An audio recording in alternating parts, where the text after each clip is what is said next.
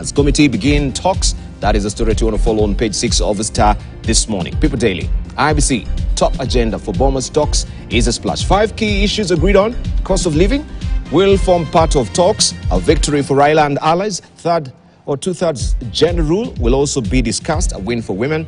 CDF to be considered for inclusion in constitution, giving boost to MPs. Office of Prime CS and leader of opposition to be entrenched. Electoral justice also included. And you can follow the story on page 4 of the People Daily this morning. Kenya to host 24 heads of state for climate talks. That's happening next week. Reports on page 5, 9 and 14 of the People Daily. Ali Bongo overthrown just after Gabon poll victory. And Kenya Kwanza, leader of majority Kimani Ichung'wah, says today marks a significant stride towards ushering in a new era of peaceful and constructive political negotiations.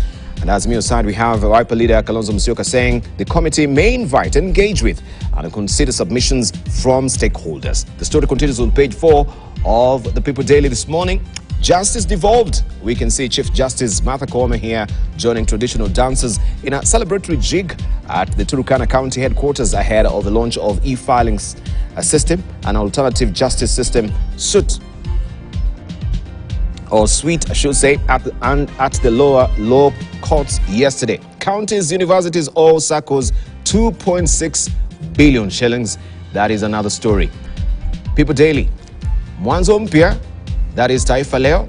Baada ya vuta nikute kati ya Azimio na Kenya Kwanza, hatimaye kamati yafikiana kuhusu agenda. You can follow the story inside Taifa Leo. Gavana atoroka wakazi wenye hasira kikaoni. Gavana wa Matangi is a man on the spot and the MCAs are baying for his blood. Well, there is an impeachment looming over him right now. You can follow the story on page 2 of Taifa Leo this morning.